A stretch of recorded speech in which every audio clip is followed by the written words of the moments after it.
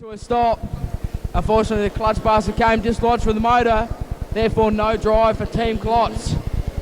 Our starter says, let's go racing! And round number one is underway. Who's going to claim the first corner? Oh, Welsh has turned it around in front of the pack. Somebody else has flipped. I think it's Loveday who's gone upside down in one. Somebody else appears to have flipped, but landed back on their wheels proper. And a frenetic start to this one. Round one of the Tucker Time King of Wings series. Win the night for Jason for John Loveday Transport. He's out of the car, he's all right now. And we've also got the Victorian 43 car getting pushed to the infield. He's missing a tail, but he looks to be A-OK in the car. Well, caution lights now on, and of course there will be plenty of thinking and plenty of frantic action going on here.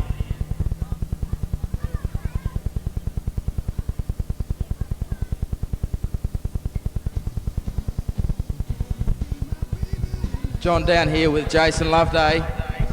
Jason, not quite the start of the final you're looking for. No, not really, but that's racing, so Dad and all the crew will work hard tonight, and hopefully we'll be back there at Mowbray tomorrow night. Thanks, Jason. Also with me is Corey Hodgson from Team Klotz, South Australia 27. Corey, you didn't even make the start there. No, we snapped the shaft in the gearbox, so lost the clutch pack and everything. Around they come. Smoke beginning to clear. Loud pedal goes down and we are away. Roy Erpeth in car number 62 will claim the first corner. Luke Dillon looks for a big outside run here early on. Down into corner number 3 they travel. Erpeth gets a little bit loose in 3. I think Dillon will have him down the main chute, and he does. Well, a blistering start. So it's Luke Dillon on this billiard table-like smooth surface, down into 3. Looking the goods here at the moment. They're going to have to get right on the gas if they want to catch him. But a heck of a long way to go. Someone very high there and close to the concrete. Looks as though it was Anthony Chitty in 24. But he's just outside the top 10 at the moment.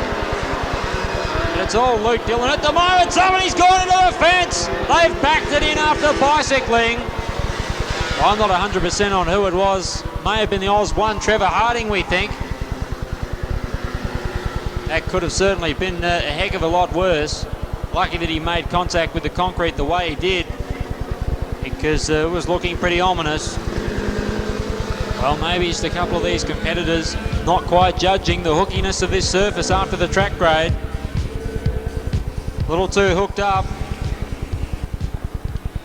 Cross down to where the gas man, as soon as we physically can, for an update, but you just about bet your house on the fact that he won't restart. Get out of the car, but we had a look over the car and it looks all okay. So, barring the wing damage, it doesn't look too bad. He's going to start it and see if it goes around. Going to see what it's like. So, that's unbelievable. The Australian 1 can do it from the back. Oh, I can't believe that. Well, it's made a mockery of my statement, but there you go. We saw some of his antics here about 12 months ago, pulling wheel stands and the likes, but there'd have to be some handling problems after that, surely. Surely some of the running gear is going to have to be bent. He's backed it in. And to gas it around about now, and they chase him. Roy Erpeth and company. Out of 4 they come and down the main chute. There's Gavin Casey running in 3rd position. Behind them it should be Ken Sartori, I would think, rounding out the top 4, and that thing's got plenty of legs down the back chute as he hones in on Casey and Roy Erpeth. Here comes Luke Dillon in the Sprint Auto March machine, and he's stretching the gap. He's out now by around about 30 to 40 metres. Here's the challenge for second.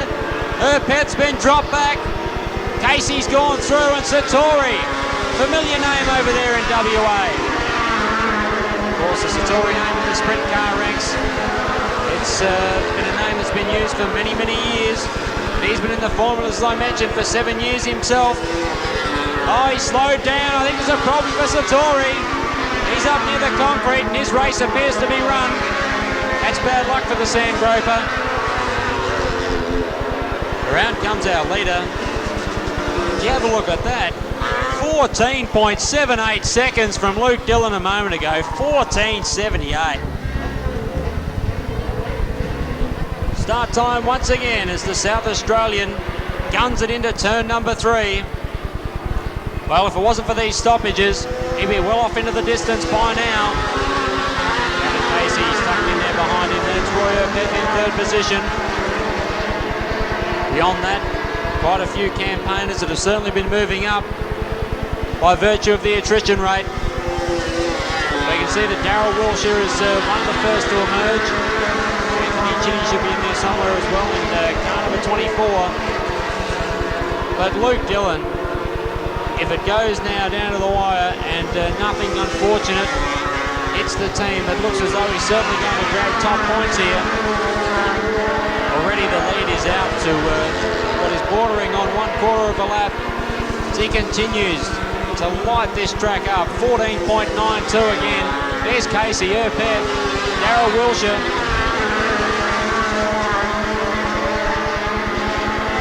Here come some of the back markers, but as we look now, there is a challenge on in turn number 3. Looks as though it's Harding who's picked up one position. The wing's a little crumpled. Really got to take your hat off for him. He's just gone past the 32 car of Michael Baxter, who hasn't fared too well in this A final so far. Now 5 laps to go for Luke Dillon in complete control. Very, very smooth. Of course, a name synonymous with Speedway here in South Australia, the Dillon name. Oh, somebody's flipped coming out of 2. Well, the red light comes out again. We'll try and ascertain exactly who it was. I know that the 44 car was travelling at the back of the field. Mike Hayes, powered by the Kawasaki 500. Car doesn't look the best. It's bits hanging out of left, right and centre. Unfortunately, the night is over for Michael. I'd suggest the weekend as well. Thank you, Lee. So let's have a look at it. Luke Dillon. That's Danny Hogan in the New South Wales 017.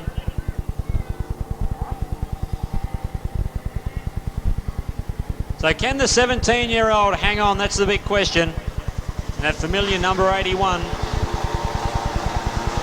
residing in Blackwood here in Adelaide. A contractor who's spent a couple of years in Formula 500s and a season in the speed car ranks as well. He gets ready now on what he hopes is only a 5-lap journey to the checkered flag.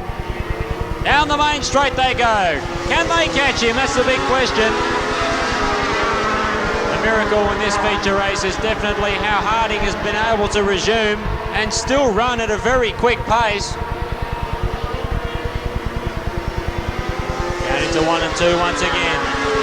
The 76 car of Gavin Casey trying to keep Luke Dillon honest. He's the 25-year-old out of Cairns, all the way from Cairns in North Queensland, can you believe? So he's come a long way. He wants to prove that he is a worthy top 2 finisher. Roy O'Peth under the hammer here as they work down into corner number 3. Harding is coming. Looks like something straight out of Mad Max beyond Thunderdome, the way the wings all bent up. So down the back they travel, our race leader now acknowledges the white flag for Sprint Auto Parts. And his various other sponsors, it looks as though he's going to claim round 1 of the Tucker Time for Pets Kings of Wings series. Around he comes. Come on, Adelaide, put your hands together for him. Luke Dillon has taken it out. Gavin Casey for 2nd, Roy O'Peth 3rd, Darryl Wilshire 4th position. Looks as though Trevor Harding will round out the top 5. What was an extraordinary performance from Harding. In behind him, it appeared to be Ian Burrows, speed cars as well. Now he's got the checkered flag. So make sure you give him a big wave as he comes past. The 2-time SA go-kart title holder, whose favourite tracks include Warrnambool, Mount Gambier and Bordertown.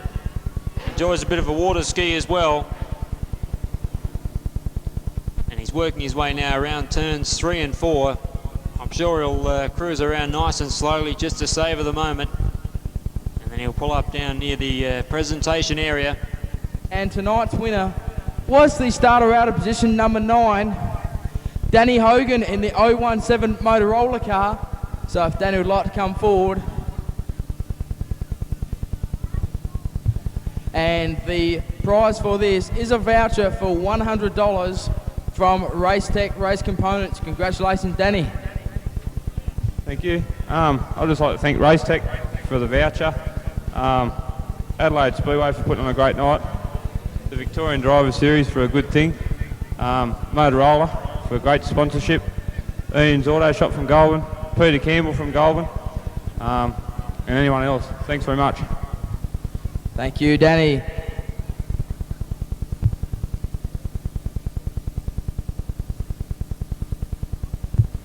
Okay, and third across the line in round 1 of the Tucker Time King of Wings Series, New South Wales 62, Roy Opeth. Congratulations, Roy. Great drive.